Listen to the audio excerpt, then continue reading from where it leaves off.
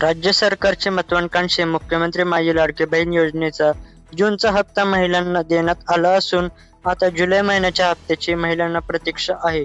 दरम्यान या योजनेबद्दल टीका करणाऱ्यांना विरोधकांना मंत्री आदित्य तटकरे यांनी खडेबोल उत्तर सुनावले आहेत.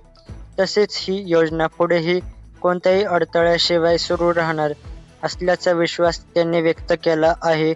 या योजनेवरून विरोधकांकडून सातत्याने केली जाणारी टीका ही अपेक्षित असून त्याकडे आपण फारसे गांभीर्याने पाहत नसल्याचे त्यांनी स्पष्ट केले आहे. तसेच त्या लाडकी बहीण योजनेच्या हप्त्याबाबतही बोलल्या. आदित्य तटकरे म्हणाले की लाडकी बहीण योजना सुरू करण्यापूर्वीच विरोधकांनी सरकारवर आर्थिक भार पडेल, शासनाचे नुकसान होईल अशा प्रकारचे आक्षेप घेतले होते. काहींनी तर या योजनेविरोधात उच्च न्यायालयात याचिकाही दाखल केली होती. त्यामुळे आज त्या लोकांकडून महिलांच्या हिताचा भाषा केली जात असल्याचे पाहून आश्चर्य वाटत आहे.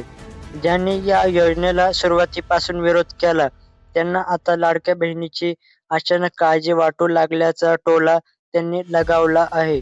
सरकार जनतेसाठी चांगले काम करत असेल तर त्यावर विरोधकांकडून टीका होणे स्वाभाविक आहे. मात्र टीकेमुळे सरकारच्या कामात कोणताही अडथळा येणार नाही. राज्यातील पात्र महिलांपर्यंत सर्व शासकीय योजनांचा लाभ पोहोचवणे हे महायुती सरकारचे प्रमुख धोरण असल्याचेही त्यांनी नमूद केले आहे. मुख्यमंत्री देवेंद्र फडणवीस, उपमुख्यमंत्री एकनाथ शिंदे आणि उपनेतृत्वाखाली महायुती सरकार महिलांच्या सक्षमीकरणासाठी सातत्याने विविध योजने राबवत आहे. लाडकी बहीण योजना भविष्यातही सुरू राहील आणि तिच्या अंमलबजावणीत कोणतीही खंड पडू दिली जाणार नाही, असे तटकरे यांनी सांगितले आहे.